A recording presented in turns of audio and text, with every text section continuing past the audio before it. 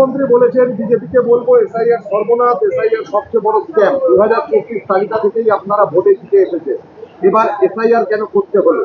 মুখ্যমন্ত্রী যেভাবে মিউনিসিপ্যালিটি নির্বাচন জেতেন, কর্পোরেশন নির্বাচন জেতেন, পঞ্চায়েত নির্বাচন জেতেন এবং জেতার পরেও যা যা করেন সেভাবেই উনি এই নির্বাচনটা করতে চেয়েছিলেন, যেটা সম্ভব হচ্ছে না। কিছুটা উনি সফল, কারণ উনি ওনার প্রশাসনকে কাজে লাগিয়ে বিএলওর উপরে চাপ সৃষ্টি করে ভুল তথ্য আপলোড করে সমাজের কিছু প্রতিষ্ঠিত ব্যক্তি, যেখানে বিজেপি লিড পায়, হিন্দু উদ্বাস্তু অঞ্চল, মতুয়া, রাজবংশীদের নাম ভোটার লিস্ট থেকে বাদ দিয়েছে। আর পরবর্তীকালে যে জটিলতা তৈরি হয়েছে সেটা উনি কোর্টে গিয়ে জটিলতাকে ডেকে নিয়ে এসেছেন পশ্চিমবঙ্গে। এখন পরাজয় নিশ্চিত, তৃণমূল হেরে গেছে। শেষ মুহূর্তে ওই নিভে যাওয়ার আগে একটু প্রদীপ জ্বলে ওঠে, সেটাই। বলছে আজ এসআইআর মামলার শুনানি সুপ্রিম কোর্টে। ট্রাইব্যুনাল 27 লক্ষ ভোটারকে বৈধ দিলেও ভবিষ্যৎটা কি, তারা কি ভোট দিতে পারবে? 27 লক্ষ যে ট্রাইব্যুনাল তাদেরকে এই প্রশ্ন আমাকে কেন?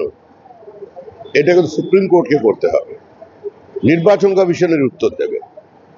হ্যাঁ, আমরা পশ্চিমবঙ্গে কোর্টেও আছি, মাঠেও আছি, কিন্তু আমরা চেয়েছিলাম এসআইআর প্রক্রিয়াটা সুষ্ঠুভাবে সম্পূর্ণ হোক, মৃত ভোটারদের নাম, ভুয়ো ভোটারদের নাম বাদ যাক, ভারতের আভ্যন্তরীণ নিরাপত্তার স্বার্থে রোহিঙ্গা বাংলাদেশিরা যাতে ভোটার লিস্টে না ঢুকতে পারে তার ব্যবস্থা নির্বাচন কমিশন করুক। এখন তৃণমূল কংগ্রেস সেটা করতে না পেরে বা আধা সফল হয়ে এ ধরনের কথাবার্তা বলছে। মহামান্য আদালত কি বলে সেটা দেখা। বলছি রাজ্যে 3 দিনের জন্য আসছেন মুখ্য নির্বাচন কমিশনার জ্ঞানেশ ভারতী। 3 দিনের সফরে আসছেন। ওটা তো অনেক আগে আসা উচিত ছিল। ওরা কি করছেন বসে ওখানে? এখানে বিচারপতিদের আটকে রাখলো, তাদের গাড়ির উপরে পাথর বৃষ্টি হলো, কি ব্যবস্থা নিয়েছে?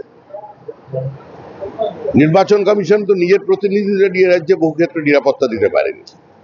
যে প্রক্রিয়ায় রাজ্যে এসআইআর চললো তাতে আমরা সন্তুষ্ট নই। অনেকদিন আগেই এখানে অফিস করে বসে যাওয়া উচিত ছিল জ্ঞানেশ কুমার। Thank you.